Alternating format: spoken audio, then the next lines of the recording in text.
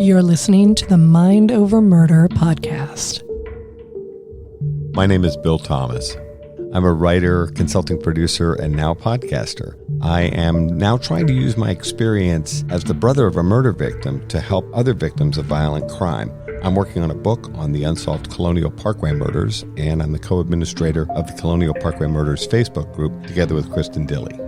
My name is Kristin Dilley. I'm a writer, a researcher, a teacher, and a victims advocate, as well as the social media manager and co-administrator for the Colonial Parkway Murders Facebook page with my partner in crime, Bill Thomas.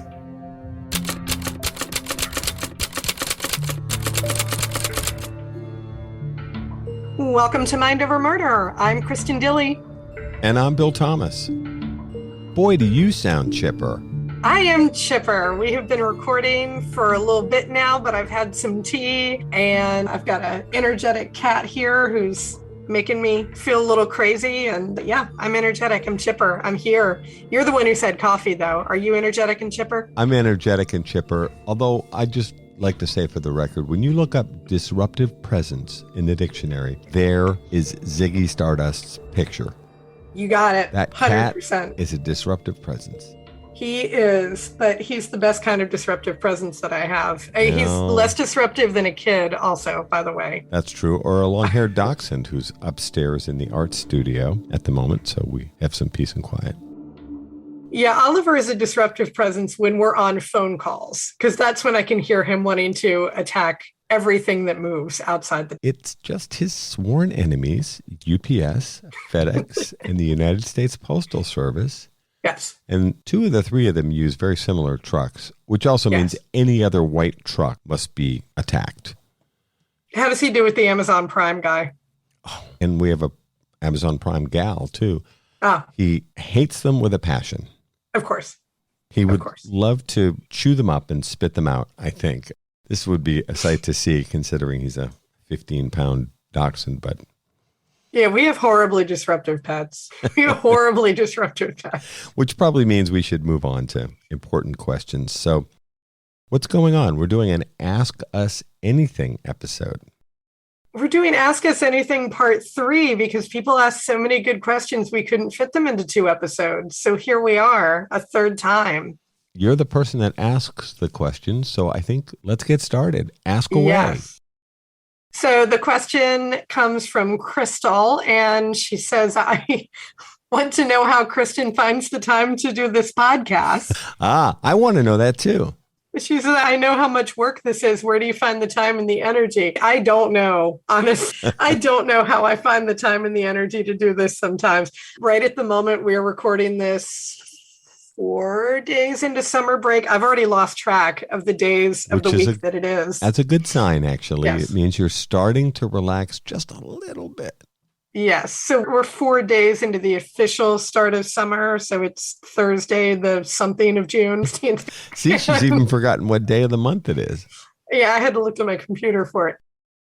And so I do have more time now that it is summer. And that is evidenced by the fact that we've recorded multiple times this week already. Yes. But during the school year, usually it has to be that Bill and I pick a day specifically during the week, and it has to be one where I don't have an errand or an appointment, or that I'm not supporting the school's track team, or that I don't have a race. So it usually ends up being like either a Tuesday or a Thursday. And we just have to make it same time of day, same whatever, and I just put it in my calendar, and it becomes a part of my week that I have set aside. And my family understands that for those 2 hours, no calling, no texting, no nothing, don't bother me. My roommate knows, don't bother me. The cat does not know, don't bother me. He can't figure that out yet. But I have my time that is set aside, and it's just something that I work into my schedule. As to where I get the energy, I don't know. I have no earthly idea. It's honestly. always there. I don't know, honestly. It's just one of those things that I know I have to do it, so I'm going to do it. There have been times, especially the last couple of weeks when I've been ill, that I've had to call Bill and go, yeah, I can't. But I try to make those few and far between. Yeah, I don't know how I find the time or the energy other than I just do. Bill, I know this is a huge drain on your time too, because not only are you recording, but you're also having to listen back and edit which does take a while. So how do you find the time to do that?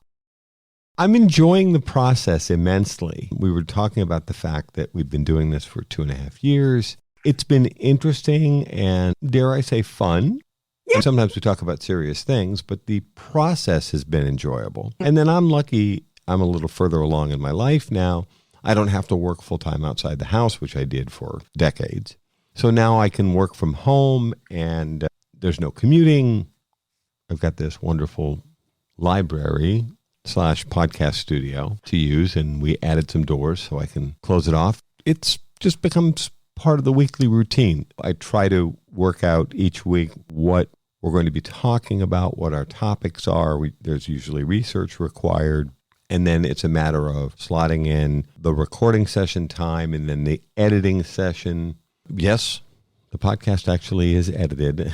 It's edited very well. Thank you. We've actually talked about even adding additional elements, although I listen to other podcasts and I hear some pretty cool stuff. I don't necessarily think we need that, but sometimes I think, we could use a creaking door here or a gust of wind or some more spooky music. I think there are times when both of us feel like if we could hire a full-time or even a part-time editor or business manager or something that would help both of us so that we can spend more time doing we keep saying we're not investigators, but it feels like we do a certain amount of investigating. It feels like there are times when it would help us to have someone else on board so that we can do a little bit more on the case. It's a trade-off. I think we both like it. It's fun and we make the time for it. I think what you can't hear me doing is shrugging my shoulders. You have to be at a certain point where you start bringing in additional team members. And right now it works with the two of us. So I'm enjoying it. It's a process, but it becomes part of the routine. And I schedule the editing sessions just like we do the recording sessions and time for research. And it's been very entertaining. I think it's become quite important to us. Yeah. Right now we're being deluged with tips in the Colonial Parkway Murders. Oh my God. We're trying to sort out all that stuff. Very interesting conversations. But it's when I'm talking to you and you're like, I don't have enough time to sort all these tips and to do all this other stuff. That's when I start feeling like, man, I wish we had somebody who could step in for a little bit and let you take care of the tips. Or maybe this is just where we need a cloning machine. So that we've got the Bill Thomas editor and Bill Thomas investigator / I don't even know what to call us. If we're not investigators, I don't know what we are. You need to at least put on the investigator hat, I guess. Advocates? Advocates. Rebels without a cause? No, we do have a cause. We do have a cause. Rebels with a cause. Yeah. It doesn't quite have the same ring to it. Interesting, in the last couple of weeks, we've got a number of people reached out to us that are trying to connect the Colonial Parkway murders with the Zodiac case. And now we have folks, and again, I'm not saying they're wrong, we just don't know. But we've got people reaching out to us trying to connect the Colonial Parkway murders with the unsolved Delphi case. Of course, we know Kelsey German from the Delphi case and her advocacy in that regard. I haven't heard or seen anything, I guess I should say yet, that would make me pick up the phone and call Kelsey and say, hey, we should take a look at this. She also just got married and is enjoying her honeymoon and kicking off her life with her new husband. So I know she had said that she was going to step back a little bit from the Delphi case and try to enjoy her life. She just graduated from college. She's got a lot of things going on and some really wonderful and joyous things in her life. And this does, you just made a really important point there. This takes up a lot of time for both of us, and it takes up a lot of mental energy, not just the podcast, but being involved with the case, and sometimes much more so than others. When I'm talking to Bill and he's okay, I just got 16 tips today that I need to wade through, that's going to take up a lot of your mental and emotional time and energy. And there are times when I'm wading through research and various other things, and that takes up a lot of time and energy. But it's an ebb and a flow. Sometimes you're able to go out and have a perfectly nice day with Pamela and Oliver and not have to do anything with the case. And then other times I'm able to go to the beach and not have to do anything with the case. But then other days we're both deluged with it. It really is a matter of sometimes the case just takes more out of you. I'd be less than honest if I didn't say, because this question had come up recently, how do we separate ourselves from it and how do we disengage? I'm definitely struggling with that. Yeah. I would say with rare exception, this case, the Colonial Parkway Murders, and this podcast are the first thing I think about when I wake up in the morning and the last thing I think about just before I fall asleep at night. And that would include getting up in the middle of the night, run down the hall, come back, go to bed, and I'm still thinking about the case and developments and what's going on and that kind of thing. And that's at 4 o'clock in the morning when I really ought to be asleep. Yeah, it is. It's just something that once you get yourself involved with it, it's always there. It's like a lifetime commitment. Even yesterday, I got up to the Blue Ridge with my partner, Mark, and in the midst of walking down to a very spooky old train tunnel that we were going to walk through. Yeah. Not currently used by trains, by the way. Like, we're not walking through an active tunnel, an old one. Trains were not going to be hurtling towards you in the dark. We're walking down the path and I'm sitting there like fielding information about a tip that had come in. And I'm like, and Mark's, what are you doing? I'm like, I'm getting stuff from Bill. And he's like, would you stop? I know. He was like, would you stop? We're going to go walk through a train tunnel. It is just one of those things that it's always there. It's always there. And sometimes I know that you wake up energized and ready to kick ass and take names. And sometimes you just wake up and are like, I can't deal with this today. Same on this end. You know? Yeah. I thought the echo effect that you used on your voice when you were in the train tunnel was really cool, by the way. And how long was this train tunnel? So the train tunnel it was built between 1849 and 1859. It was used up until World War II. And then they had to build a bigger tunnel for bigger locomotives. And it's been turned into like a walking trail. You can go into the tunnel, but it is wicked dark and it's really long. It's like over 4,000 feet long. It took us about 10 minutes to go from one end to the other. And there are times when you don't see either end of the tunnel. That's pretty cool. I want to go. It's very cool. It's very cool. Yes, definitely. For anybody here who's in Virginia who wants to know, it's the Blue Ridge Tunnel and it's right outside of Crozet, Virginia. Which is Crozet. Yep, Crozet, named after the guy who built the tunnel. Oh, I didn't know that. I learned something today. Yep, very cool. So anybody who's in Virginia who wants a little adventure to go on, go to the Blue Ridge Tunnel. It's very neat. Recently opened. I'm going to put you on the spot here. The next time I'm in Virginia, I need you to take me to the Crozet Tunnel. So we're going to the tunnel. Yeah, it's cool. The coolest part about it yesterday, and I do mean literally cool, is it was a steamy 86 degrees with humidity up in the mountains even. And then as we're walking closer to the tunnel, we turn a corner and there's this blast of frigid air that felt really good. The tunnel is about 50 degrees year round. And so as we're approaching the tunnel, it was exuding fog and mist. Very spooky. Really?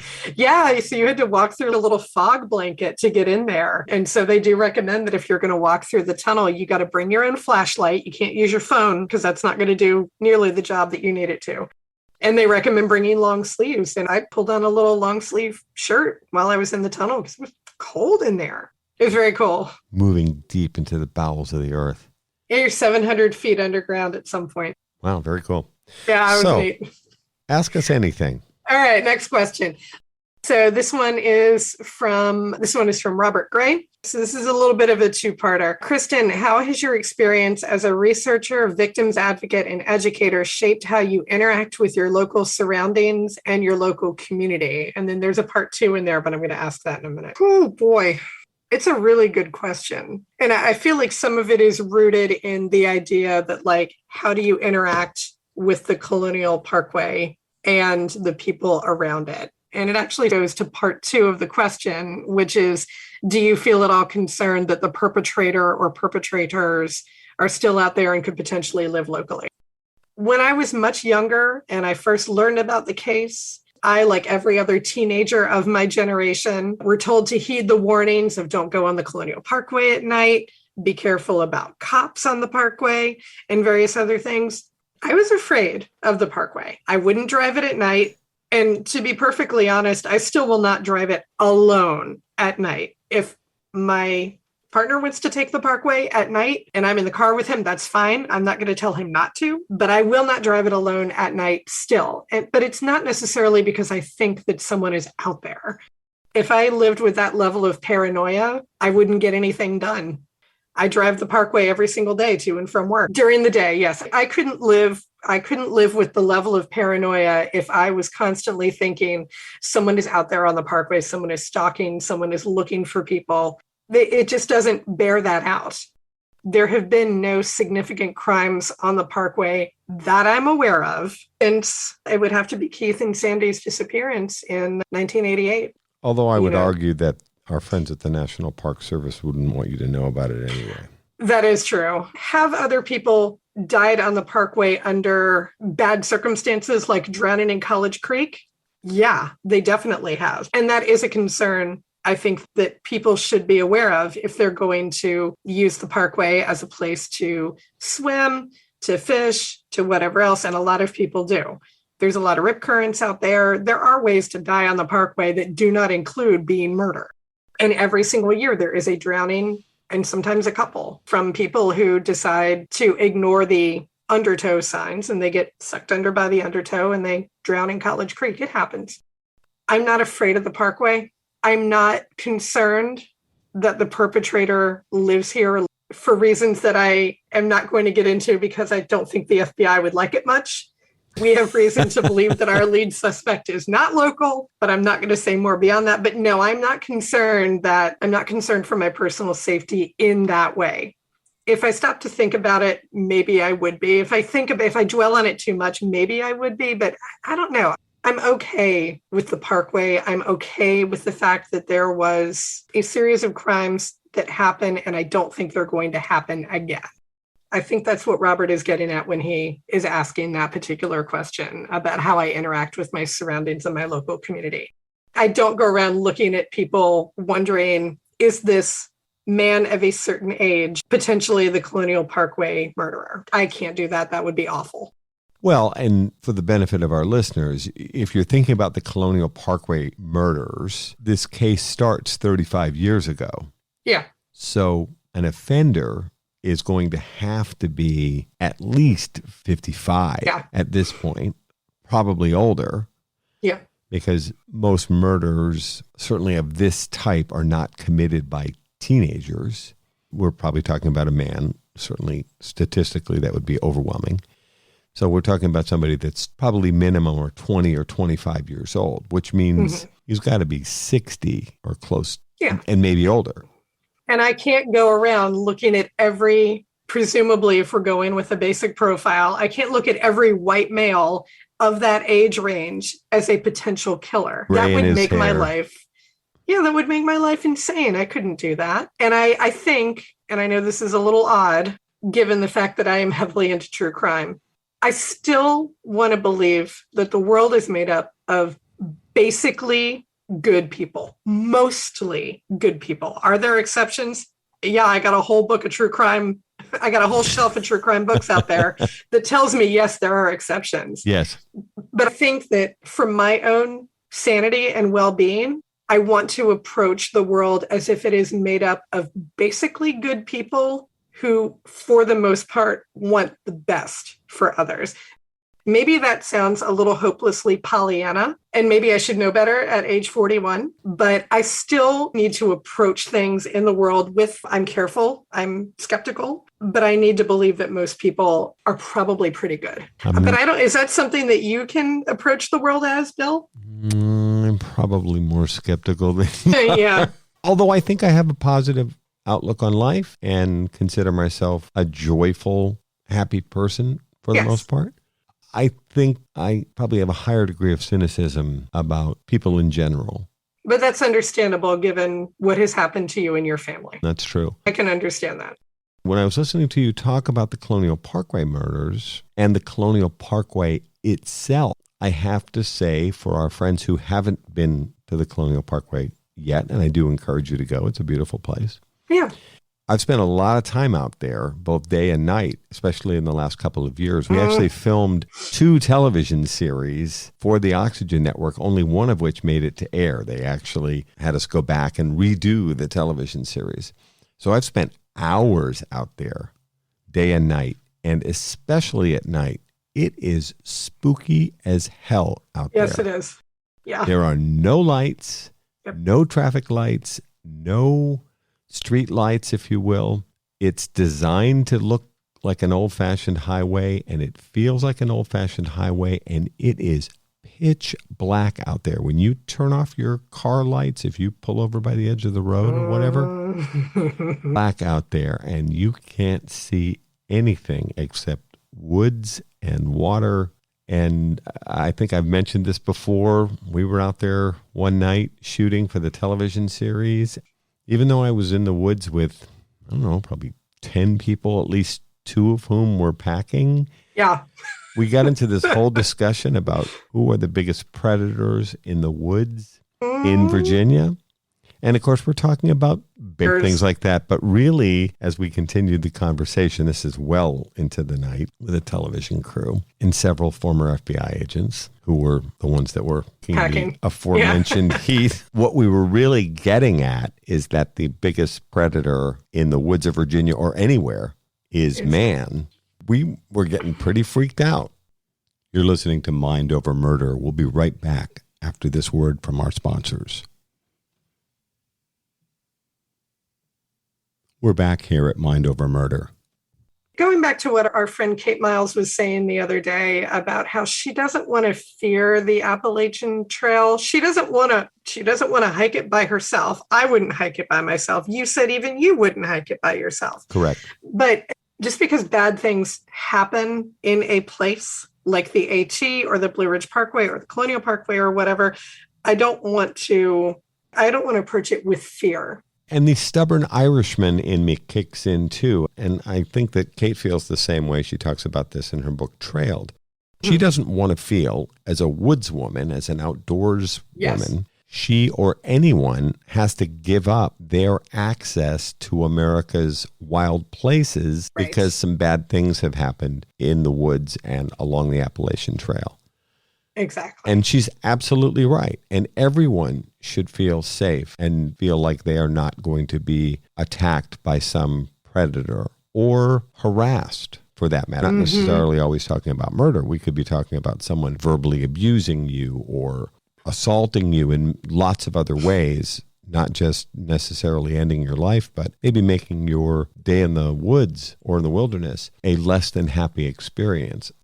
I get that. And so the stubborn Irishman in me kicks in, and I think to myself, no, that's not right. We should all be able to enjoy national parks and state parks and places that are wild and woodsy and just go out and have fun and refresh our batteries. At the same time, in the middle of the night on the Colonial Parkway, it's a little hard not to be a bit freaked out, even when you're out there with 10 of your closest friends. 2 of whom have guns. Yeah. 2 of whom have guns. 2 of whom have guns. Yeah, exactly. That's a great question, Robert. Thank you. And then what I think is probably going to be the meat of this episode is another one from Robert. And he has self-described his questions as long-winded. So I'm not offending him, I don't think, by saying this is a long-winded question. It needs some prefacing. So here's the question. This is again from Robert. Do you think true crime media has lost its way in that it has seemingly devolved into highly sensational entertainment on shows and podcasts? What are your thoughts on true crime as a form of entertainment? And he says, for me personally, the word entertainment makes me feel uncomfortable when we're talking about people losing their lives. I instead like to view this media genre as informational or educational, like watching a documentary or reading the news. So Bill, as both the brother of a murder victim and a true crime content creator, what are your thoughts on true crime as entertainment? Wow, you could spend hours on this question. Yes. This is a very hard question to answer. I'll try. This is something I struggle with personally quite a bit. I have for years. I have found it important to use media to continue to shine a spotlight on the murder of Kathy Thomas, Rebecca Dowski, and all of the victims in the Colonial Parkway murders. So I understand is called for if you're trying to get companies and organizations to cover a case like the Colonial Parkway murders or other unsolved cases. I have sometimes thought to myself, and these are the things that keep me up late at night thinking about, how many more compromises do I have to make in order to get the kind of coverage that I think this unsolved case deserves. And the issues that you and I have faced, Kristin, are probably applicable to just about any case out there where you're trying to get coverage of a missing persons case like Cody Bigsby, or we could name hundreds of other missing persons cases across the country, or an unsolved sexual assault or a series of rapes, murder. These issues about how much do I have to compromise to get people to help me tell this story. And many of these organizations are for-profit organizations, and there's a lot of cynicism. They talk about clicks and views and ratings, and you're trying to get, whether it's I'm still a big fan of newspapers, whether it's a newspaper or a magazine or a podcast or a television show, local news, that kind of thing, or something up to and including a documentary or a series like we did Lovers Lane Murders on Oxygen, which required a ton of compromise on my part. I'm not, people know this from listening to the podcast, I'm not 100% happy with that television series. I think they used crime scene photos gratuitously and went back to the crime scene photos far more often than they needed to. If you go back and watch those 4 episodes, I'm not here to tear the show apart, and I appreciate the fact that NBC Universal, which is a big for-profit company who own Oxygen, and the Oxygen Network, and XG Productions, and Texas Crew Productions, and I keep naming all these different organizations and companies that were involved. I appreciate the fact that they all invested time and money and talent into helping us tell our story. Am I happy when they're telling the story of the Colonial Parkway murders? And Kathy and Becky are the first 2 murders in the series. So when you're telling a story in a linear fashion, you're going to cover cases 1, 2, 3, 4, and so on. But here they are now. We get into episode 2 and 3 and 4. And if you think about it, it made perfect sense to focus on one of the double homicides in each episode. They kept throwing back to grotesque, over-the-top crime scene photos in ways that were completely unnecessary, in my opinion. And I still feel that way. Now, that isn't to say that I don't think the show is worth watching. I absolutely do. And as I said, I appreciate all the work that went into the show. But man, those are times when you think to yourself, how many more times do I have to compromise? Yes. So that's that balance of true crime as entertainment, I'm putting air quotes around that, versus news versus straight ahead content. Millions more people would watch a show like the Lovers Lane Murders on Oxygen than might see a small scale documentary on the Colonial Parkway Murders. And I understood that going into it. And Jim Clemente and I worked for several years together to get that show off the ground. One of the reasons, by the way, that you and I launched Mind Over Murder as a podcast is because it allows us a greater degree of control over what we talk about in this case and others, and who we talk to in this case and others. I don't know if we say this out loud very much, but there's a learning process that we're very interested in as we connect with new and interesting people who have something worthwhile to say that we think could add to our understanding of how cold cases are investigated and moved forward and ultimately solved. The listener is welcome to join us as part of that process. So one of the reasons why you start a true crime podcast is to afford yourself a bit more of a degree of control of what happens and how the discussion unfolds, and perhaps tilt things back towards more content and maybe a little less entertainment. Do we try to have light moments on the podcast? Absolutely. Do we try to show that we're not miserable people who are walking around like monks being unhappy, desperately seeking answers? We do try to strike some balance there. We understand that people need some entertainment along with their information, but I think something like the Mind Over Murder podcast allows us a chance to maybe tilt things a little bit more in the information, maybe, dare I say, learning, that part of the axis, and a bit away from sensationalistic and gratuitous and just gore for gore's sake. That's not what we're about. Yeah, I agree. One of the things that we have always made an effort to do, as you were saying earlier, is to make sure that this is not sensational. It is not a gore fest. It does not glamorize the murderers, which there are some podcasts that do that. And I find that appalling, quite frankly. We have tried to make sure that the victims' voices are what we concentrate on foremost, and that we are trying to, because I'm a teacher, we want to make sure that we are giving an educational component there too. Yeah. Robert definitely pointed out the idea that he likes the word informational or educational as opposed to entertainment. And I do agree, the idea that people are cracking open the popcorn to watch the latest Dateline, it is a little weird and a little upsetting. I can see it. And yet Dateline features great storytelling, yes, and solid research. I enjoy the show. Yeah. They've covered the Colonial Parkway murders at different points, most recently in their online edition. Yes. But someone mentioned to us on one of our social media sites within the last week or so, we should pitch Dateline on covering the Colonial Parkway murders. Now, I don't necessarily think they would return to the Colonial Parkway murders as a case to cover unless we had significant developments, because they feel like they've been there, done that. But I think the show is very entertaining and very well done. Yeah. I think they strike the right balance. They're probably more on the entertainment side than we are. Yeah. Yes, I would say. But that doesn't mean it's not a great show. It is a great show in 48 Hours. And right. I can keep naming absolutely terrific shows that cover true crime.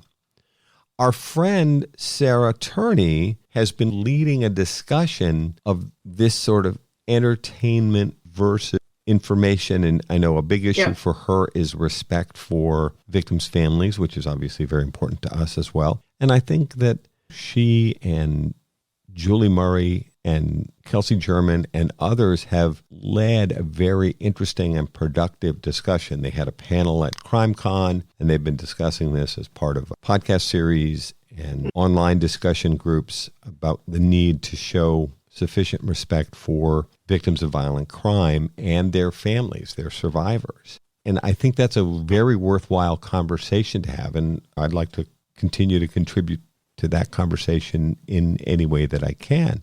And I'm very supportive of what those three amazing women are doing.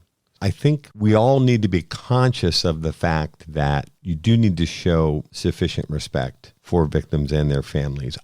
I actually think CrimeCon as an organization has shifted. I think from where they were a few years ago, which was a little bit more on the bang, pow, zip entertainment side of things, they've definitely shifted.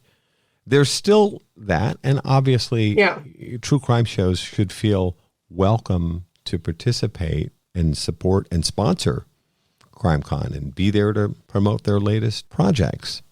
I think that's totally warranted, but I think we all need to be aware of the fact that it's true crime. Underline the word true. This isn't a made-up story. Yeah, exactly. This isn't a work of fiction. These are real people who lost their lives or were sexually assaulted or otherwise harmed in some way, which is why we're having the conversation. And that's why it's always felt a little weird to me when you go to CrimeCon, and I didn't notice it as much this year, thankfully. But like the first two CrimeCons that I went to, I distinctly remember people sporting serial killer t-shirts and tattoos. And it's like, no, you're not supposed to do that. You're not here because you're rooting for Ted Bundy. Oh my God, that sort of thing where it's people are very interested in the killers or in some particularly icky examples when they're turned on by the killers or wish that they could have married the killers or whatever. That's the sort of thing that makes me go, this is gross. This is gross. And this is the sort of thing that shouldn't be encouraged in that space. One of the things that Robert alludes to in some of the framing of this question is how do you walk the tightrope between making a podcast that is good and entertaining that people want to listen to, that isn't flip?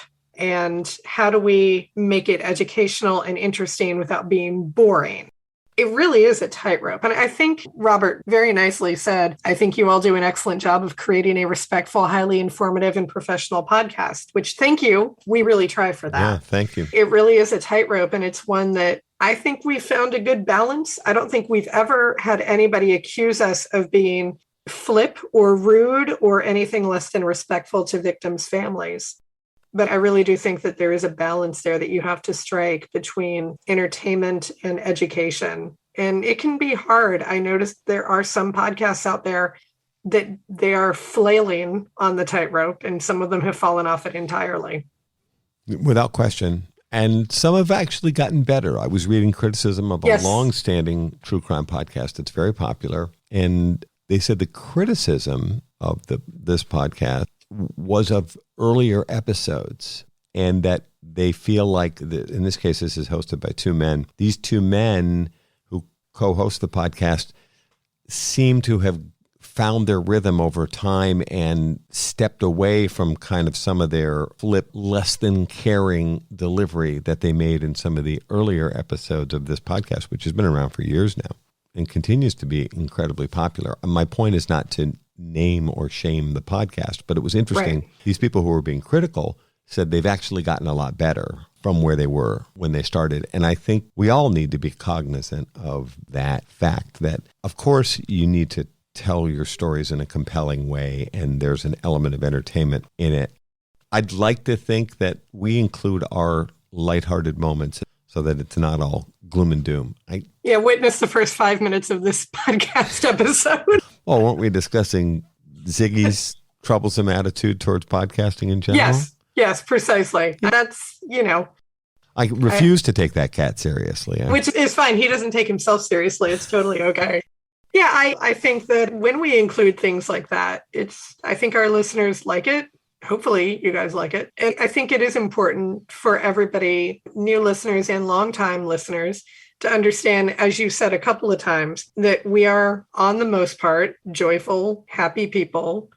We have a life outside of everything related to crime. We are doing more than being morose about the things that have happened. Real important note, and you heard it here first. We were actually going to call our podcast Don't F with Cat, and then we found out there was already a podcast called Don't F with Cats, plural, and we thought this is going to be way too confusing. He is lying, folks. We dropped the Don't F with Cat, Ziggy, of course, being the cat in question. We just were forced to drop it. We just thought it was too confusing. Speaking of confusing, there's going to be a television series making its debut. Oh, gosh. A little bit further into June on HBO called Murder. But we have to remind everybody, some people have actually seen some promos for it, and it's going to be making its debut in the next week or two. We have been using the name Mind Over Murder here as our true crime podcast for 2.5 years. But years ago, there was a movie called Mind Over Murder, and there's a book series called Mind Over Murder, and we're not connected with either one of those. So from a legal perspective, I'm not an attorney, but I do know some very good ones, as Kristin does as well. We didn't really have a leg to stand on to complain to HBO that they couldn't call this upcoming true crime series, which is a limited series. I think there's 6 episodes. They call their television series Mind Over Murder. It doesn't have anything to do with this podcast, and I'm sure we'll watch it, but it's a little bit confusing. Yeah. But clearly their attorneys did their research and said, wait a minute, there is a true crime podcast, but there's a movie and a book series. And so it wasn't like we own the name free and clear either. So watch for it, but it didn't have anything to do with us. Yes, unfortunately. All right, so final question again comes from Robert, and he says, Bill, a very personal question here that I ask respectfully. What do you think Kathy would say about all the amazing work you and Kristin are doing to help solve her case? If the roles were reversed, do you feel she or one of your other siblings would do the same? You have to know my sister obviously was an amazing person, not because of anything I ever did or said. My strong sense, and I've talked to some of Kathy's friends about this, is that Kathy would be embarrassed and maybe even a little unhappy that we were devoting this much time and effort to solving the murder of Kathy Thomas, Rebecca Dowski, and the 6 other victims in the Colonial Parkway murders: Robin Edwards, David Knobling, Keith Call, Cassandra Haley, Anna Maria Phelps, and Daniel Lauer. I think she'd be unhappy with us devoting all these resources because that was her modest nature. My sense of it, though, is that if the roles were reversed, if one of Kathy's siblings had been murdered, she'd probably be doing everything we're doing and more, because that's the kind of person that she was. And as I've said before on the podcast, if Kathy Thomas set her mind to something, she was always going to put in more effort than anybody you ever met, whether it was academics or sports or being a good friend or attending the Naval Academy and exceeding in her service to the country as part of being a United States naval officer. She was always going to do an amazing job because that's the only way Kathy Thomas did things. My sense is that if her brothers, if one of us met an unfortunate demise, she'd be doing everything we're doing and more. So kudos to her. I think she'd be unhappy on the one hand and more than willing to take it even the extra mile on the other hand. But that's just her nature. I can't think of anything to follow that up with, honestly. That is really, it's an amazing testament to Kathy. Thank you. That is going to wrap it up for our 3rd episode of Ask Us Anything. And as always, you can ask us anything that you want on our social media pages. We will answer. You don't have to wait for another Ask Us Anything episode to ask questions. We'll happily reply to you. But we do thank you for sending in these questions so that we could have a couple of really fun episodes answering personal questions and questions about how we do the podcast in general. We've really enjoyed it. That's going to do it for this episode of Mind Over Murder. We'll see you next time.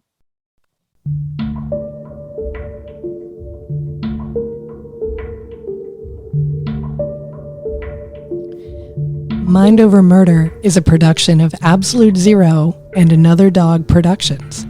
Our executive producers are Bill Thomas and Kristin Dilley. Our logo art is by Pamela Arnois. Our theme music is by Kevin MacLeod. Mind Over Murder is distributed in partnership with Crawl Space Media. You can follow us on Facebook, Twitter, or Instagram. You can also follow our page on the Colonial Parkway Murders on Facebook. And finally, you can follow Bill Thomas on Twitter at BillThomas56. Thank you for listening to Mind Over Murder.